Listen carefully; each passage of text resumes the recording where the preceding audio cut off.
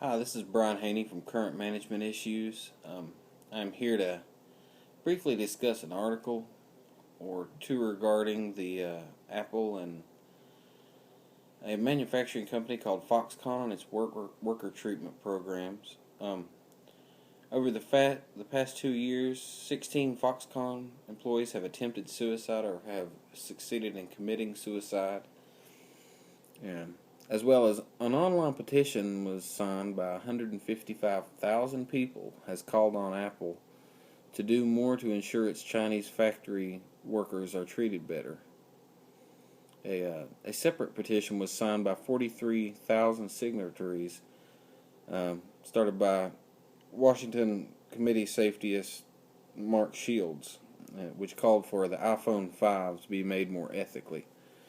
2 years ago, worker safety issues in Apple came into question when use of an N-hexene chemical poisoned 137 workers.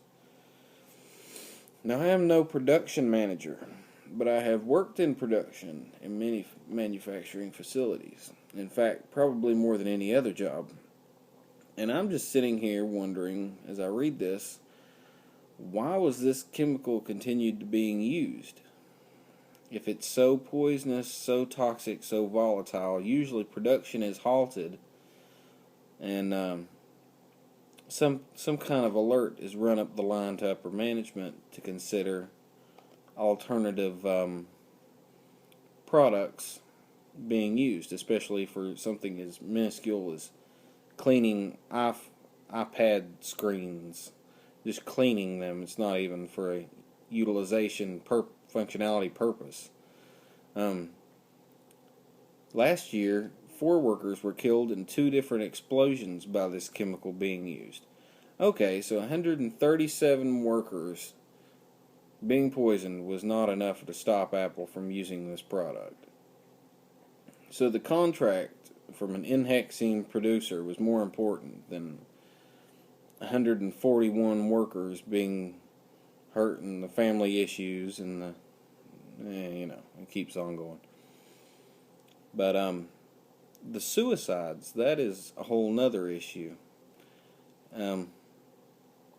Last year, this chemical was once again wreaked havoc and killed the 4 separate workers.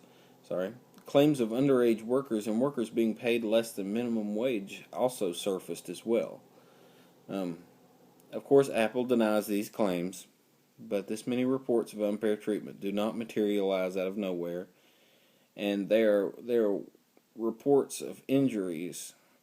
They seemingly come out of a reasonable source, as though not to say out of like competition. Of course, Apple does report up to $6 billion in revenues each year, so that could be some part of it, but I don't think you would fake that many injuries just out of competition's sake. Now, I do believe that management should produce a worker protection strategy as initially considered in this article, and consider the ethical standards which are breached in high-stress situations such as new Apple product release dates and things like this. Maybe the incentives aren't high enough for workers to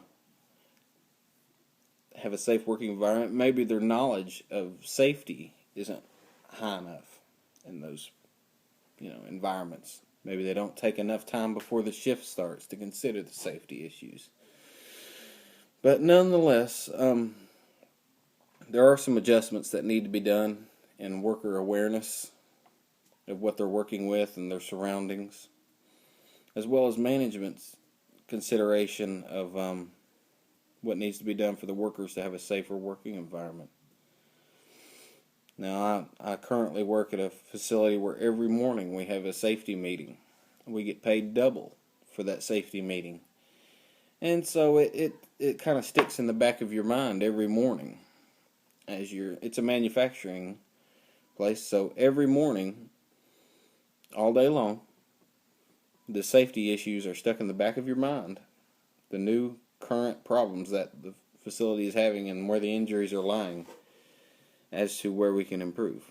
So maybe that's something they could consider and use in future situations. I don't know. This is a huge company. They probably got more to worry about, but that's just the way I see it. Alright, I'm signing off. That's my video.